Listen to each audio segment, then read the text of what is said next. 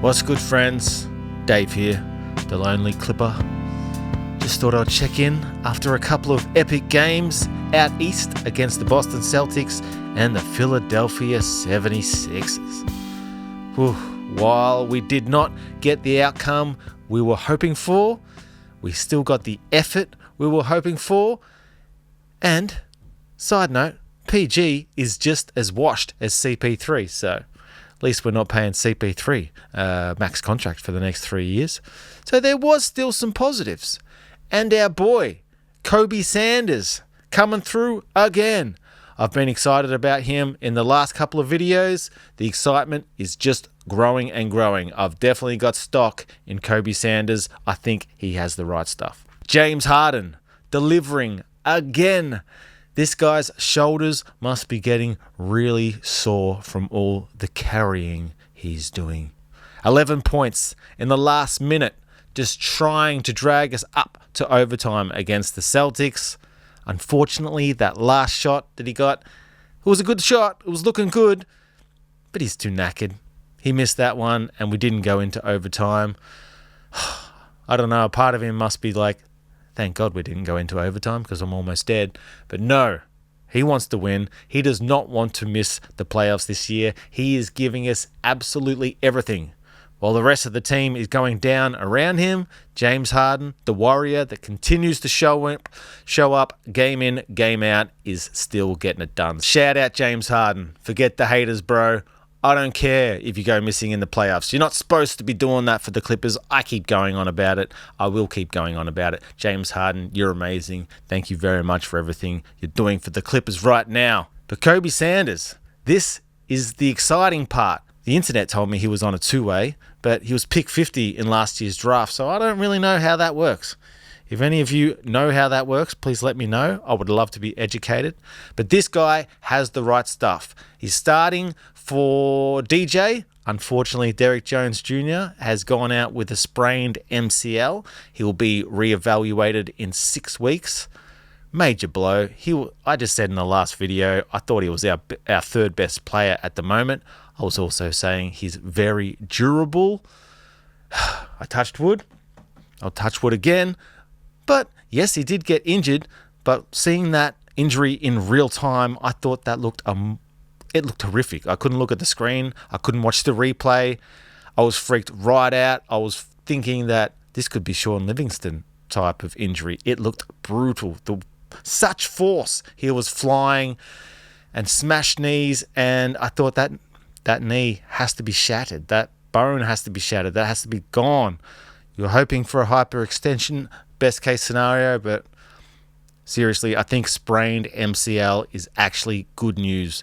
Not out for the entire season, out for 6 weeks. Hopefully he comes back strong. But that has left the door open for Kobe Sanders to start. Start he did against the 76ers, first career start, and he did not disappoint. He's picking his spots, he's doing what he's told, he's playing the role, he's waiting in the corner on offense a lot of the time, but he's still moving and making the right plays, and whenever he gets the ball, I feel confident. I feel like something good is going to happen, and I'm actually surprised when he misses. I haven't looked at his shooting percentages, but it feels like he's hitting more than he's not, and he's hitting them when they really count. Like the end of that Philly game, when he had those clutch free throws to bring us back within 1 point, 99 to 100, right late at the game there. Clutch. That's made of the right stuff. This is a rookie, people. Pick 50. This is what it's all about. This is what we have to keep looking for in the upcoming drafts. I think we should trade Kawhi Leonard for a whole bunch of second-round picks. Do you think anyone would take him for some second-round picks? I may be totally dreaming, but we need to get rid of Kawhi. Forget him. It's not worth it anymore. We're only putting ourselves through pain, hoping that he's going to come back and come back strong. If he comes back and we're thereabouts in the play-in at the end of the year, sweet, bonus. But let's just forget about him. Bradley Beal out for the season. Okay, good. We can move on. Forget about him. Let's just focus on these young guys. It's spewing that Jordan Miller has done his hammy. Not sure how long he'll be out for, but hopefully it's only a few games. Hopefully it's not a bad hamstring sprain. But he was looking great as well. bigged him up in my last video. He was averaging 12 points this season, so Jordan Miller taking another step forward as well. And I want to see Needlehauser. Needlehauser? How do you say our new center's name? He was our top pick from last year's draft. I know he's raw and he's a project, but anytime he's gotten junk time minutes, I've thought he's looked good. I would love to just see him thrown out there with James Harden, even for 4 minutes at the end of the second quarter. Just let's see anything. We've got James Harden, one of the smartest players in the NBA right now. We need to put him out there with our talent, our young talent, as much as we possibly can to blood them and get them the experience they need. I think Kobe Sanders playing with Harden, it's wearing off. Harden's getting him the ball where he needs to be. Bogey, on the other hand, has gone away from passing to Sanders. It seems like he's shook. Bogey's gone back to dribble. If I can't get a shot, which most of the time doesn't seem like he can, passes to Nick Batum in the corner last second for a bailout 3-point shot. I see it over and over again. These bogey minutes are getting tiresome. Surely he's going to get benched again.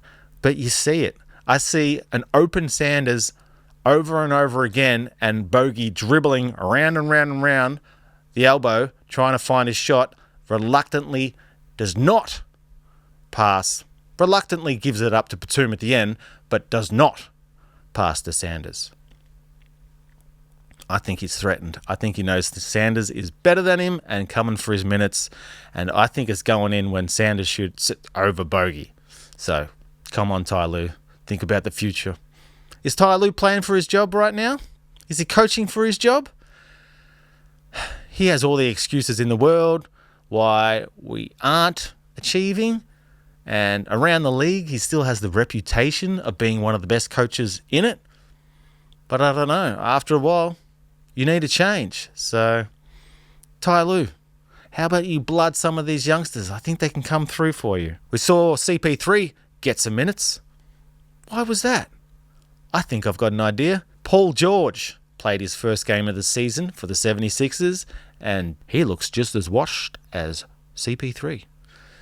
Chris Paul looked like he was able to guard him comfortably, and he looked like he was actually having fun out there guarding another old guy. I think he penciled in that Clippers game to be his first game back on purpose because he wanted to be fresh. He thought, you know what? Don't worry about this. I'm just going to take the first couple of weeks of the season off, warm up for that Clippers game where I can come in all fresh and show them what's good. Make them feel sorry for letting me go. But no, it was the opposite. We finally got to play Chris Paul some minutes and lock you up, old man Chris Paul. So that was the good news. Chris Paul is just as washed as Paul George. Dunn and Batum got an awesome steal. Bit of teamwork there right at the end of the 76ers game after Sanders knocked down those clutch free throws to bring us within 1 point. It was called a foul on Batum to begin with, but Ty Lue reviewed. Luckily, we had one review left. Challenged the call. We got the ball back. But Dunn, his presence defensively seems to be, his energy seems to be going up. He seems to have more confidence. He still doesn't have confidence on the offensive end. Still, you think he could get more layups, but he doesn't quite. He's not aggressive enough. Let's be honest. He's lacking confidence. You can hear it in Jim Jackson's voice on the call where he gets frustrated, thinking he has the talent. You know he has the talent. He was a high draft pick. The offense never came in the league. His confidence has taken a massive hit, and he just doesn't believe in his offense. He's got it in his mind that he's only in the league for the defense, which, let's be honest, he is right now. But he still has that talent. He can still bring it. He's still got more room to grow. So, Dunn, take a step forward, man. Look, Jordan Miller's out with a hammy now. We need the offense wherever we can get it. So please get more aggressive. But long road trip coming up. Off to a bad start. But we've played better. Brook Lopez, I think, looked a little bit better as well. But he still looks pretty washed. He's just so slow. So slow. Lopez looks like he's in slow motion every time he gets the ball. Just boom, boom, boom, Luckily, he's so tall that he can shoot over anyone, so it's a bit easier for him to get his shot. But still, it's a worry. I don't know if he'll make it the whole season, but I'm hanging in there. I'm still making videos. I am Dave, the Lonely Clipper, over here in Melbourne, Australia, watching the Clippers every game. Just looking for a friend. It's been great to have your company.